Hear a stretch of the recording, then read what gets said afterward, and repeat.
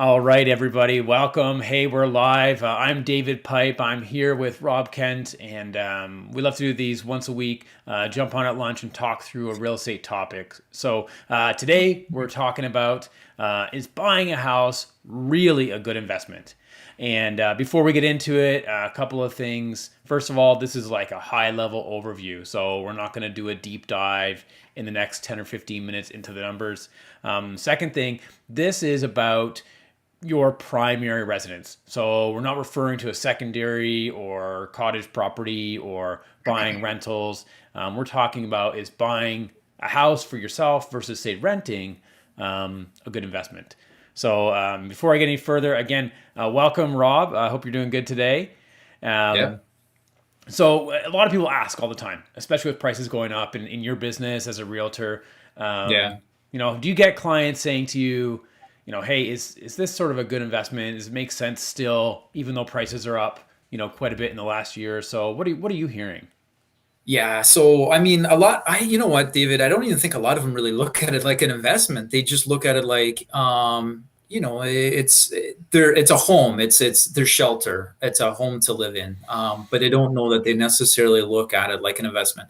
I mean, yeah, okay. If you're paying rent, they want to stop paying rent to their landlord and they'd rather put their money into something that they're starting to build equity into something, right? It's now, an asset kind of thing to look at. But it's to having the conversation or having them speak about it as an investment. Not really. I mean, the one thing is like right now, homes are selling for over asking, right? Whether the home is listed at market value, grossly below market value.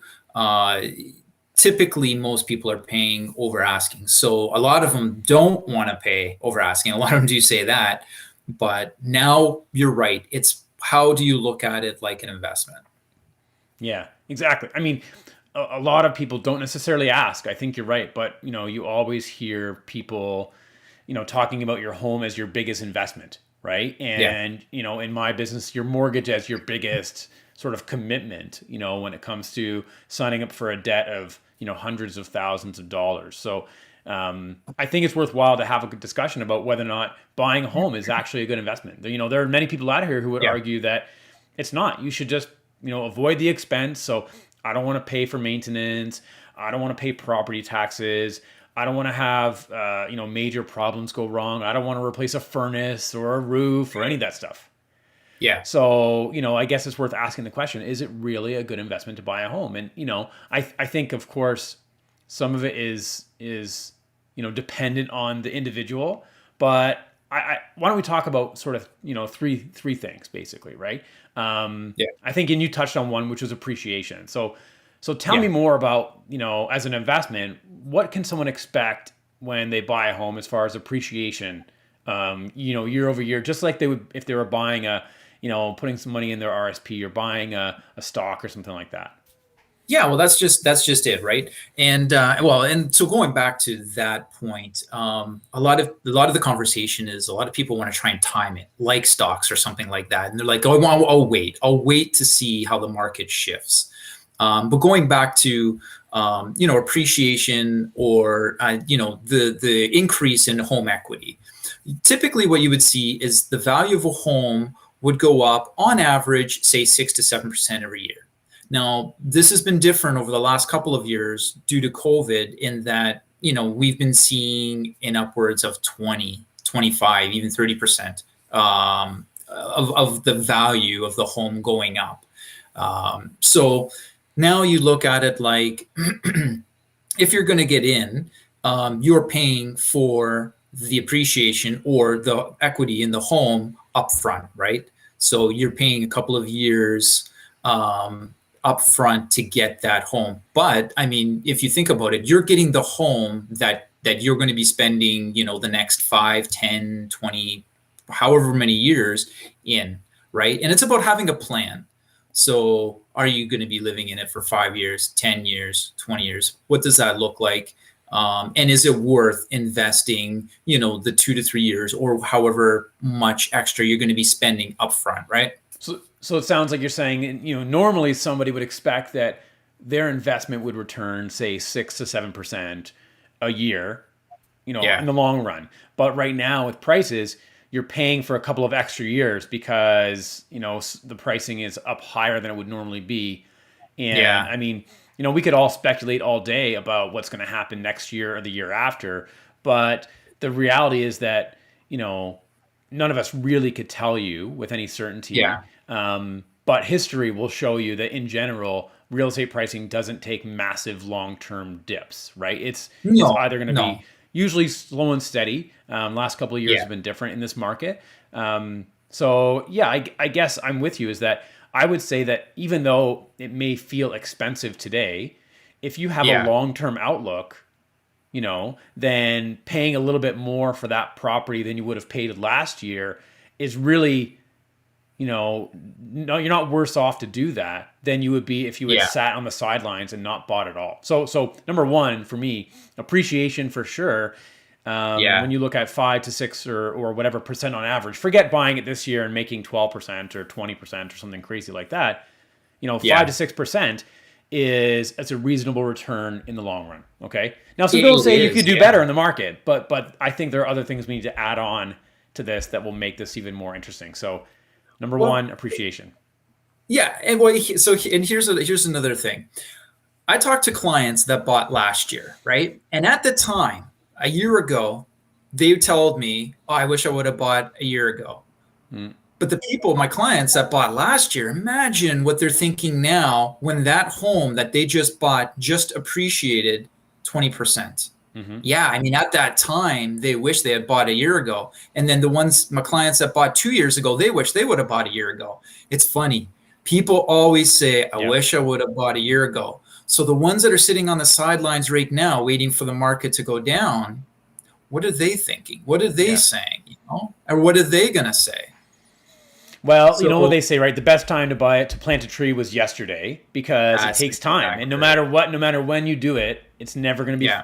you're never going to pick the perfect time. And the best time to buy a Yeah. house was yesterday, if you Yeah. have a long-term outlook, right? So of course there That's will be, little ups and little downs over time, but in general, if you see real estate as an asset that goes up in the long term, which yeah. most people do, Yep. then sitting on the sidelines will not help you, even if you feel like you could perfectly time it, which you can't. And the same No. goes in investing. You can't time the market consistently over and over. You're better off to be in, than be out. So for number one, for Yeah. sure, appreciation. So let me throw Yes. something else at you.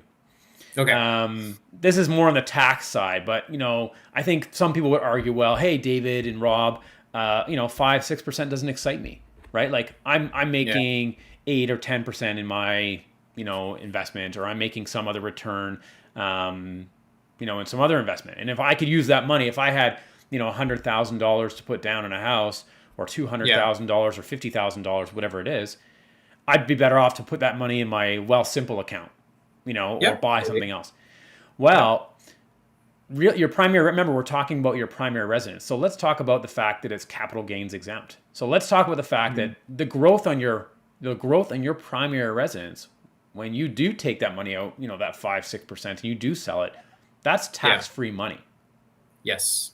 right? So Yeah. even though housing may seem expensive, I bet people don't necessarily think about the fact that every other investment you're going to pay either income tax on the money that it pays you, if it's like a dividend, or if it's interest income, or you're going to pay capital gains, which gets paid on half of the amount that you grew by. So Yeah. that, you imagine you paid $100,000 for an investment, or you put $100,000 down. That $100,000 you pay for an investment that grows to 2, 3, or 400,000 over many years. Well, the difference, that growth there, half of it gets subject to tax at whatever Yeah. rate that you are. So, Yeah. you effectively, in my opinion, doubled your return on your primary residence versus another investment because you didn't pay capital gains, Yeah. Yep. right? So that's the second thing.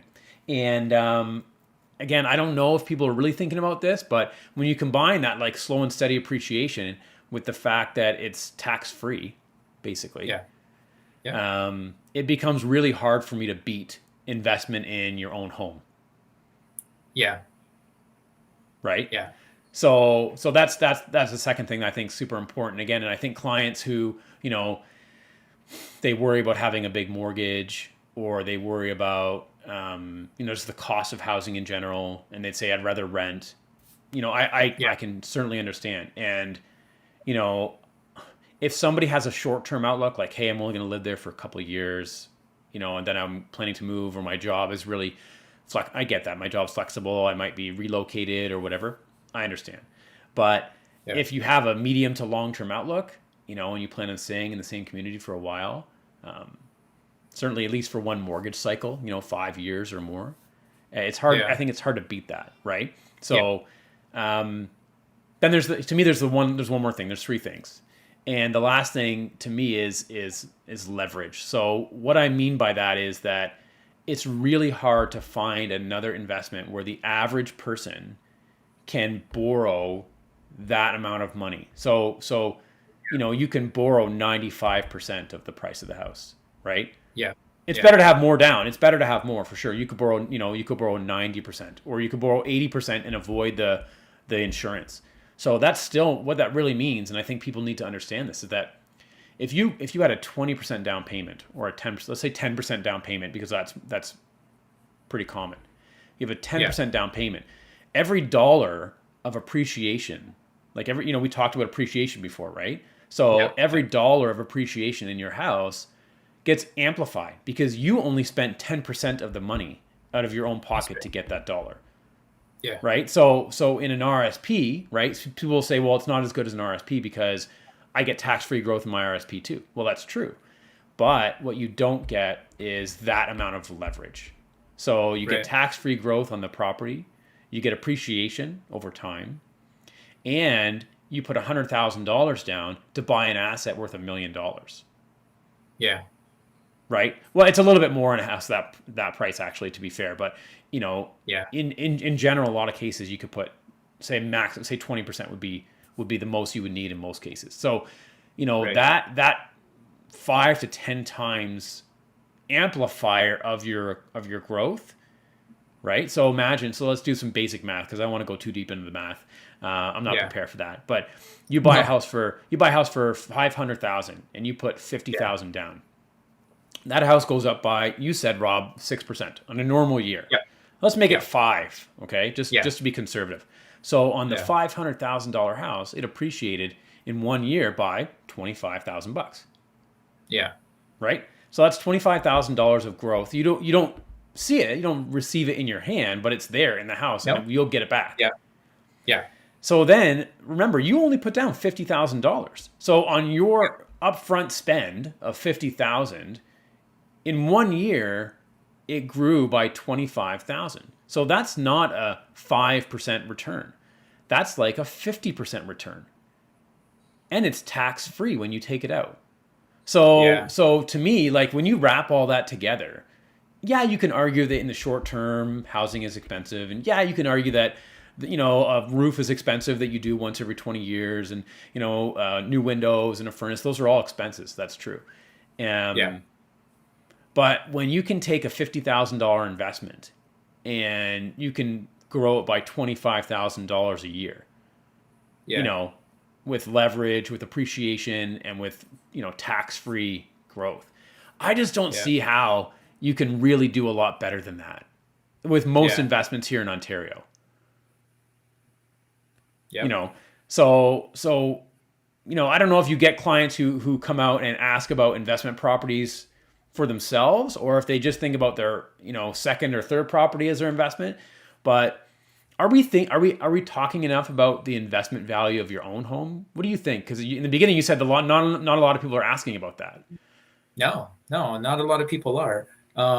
It's probably the more kind of savvy people that are looking to invest into other homes, right? And now into investment properties, that they see the value in that.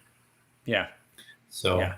And um, investment second and third property, additional, there are other costs. The mortgage rate's a little higher, and you have to pay capital gains on the second house. Just so yeah, everyone knows. yeah, But even yeah, then, with the power of leverage, if you put 20% down on that second house, you're still getting a 5x multiplier on your growth.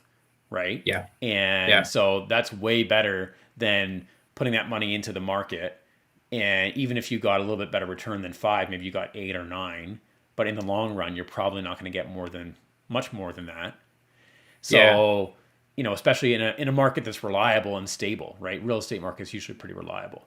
So Yeah. I just think that it's really worth having a video like this where people realize, wait a second, let's open our eyes and look at the value of our own primary residence as an investment, even when things seem a little bit more expensive than I want to pay. Like you said, I just feel like we're always better to be in the market than out of the market. Yeah. Yeah. Yeah. It's I mean, it just makes sense. And it's we're not here for financing 101, but No. I mean, we're just here to give some information in that. Well, I just think because the reason why I mention is that a lot of people are going to be thinking, hey, I have a significant savings in my RSP, or I Yeah. have money that I have to put down to buy this house, right? So Yeah. should I do it? Right. Of course, if you Yeah. don't have the down payment, then you have to save and it takes time. But Yeah. yeah, I just think that, Canadians need to continue to look at real estate as a valuable investment. And Yeah. I think a lot of clients do. And those that don't see it yet, hopefully they get some value out of a video like this. So, Yeah. yeah, any final thoughts, Rob?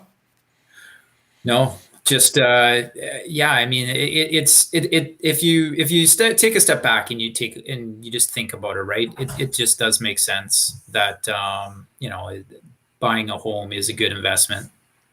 So Yeah, exactly, exactly. I mean, always and be in the market versus being out of the market, right? So, yeah. anyways, with that, our short tip always turns into a longer video than we want. But why don't we call it Yeah. here? Well, thanks everybody. Thanks, Rob, and we'll end it off again. If you have questions and you want to reach out to either of us, I'm David Pipe, a local mortgage agent, and I'm hosted here with Rob Kent, local realtor. We're happy to answer Yeah. questions or provide information at any time if you want to learn more about real estate or getting a mortgage. Thanks very much, everybody.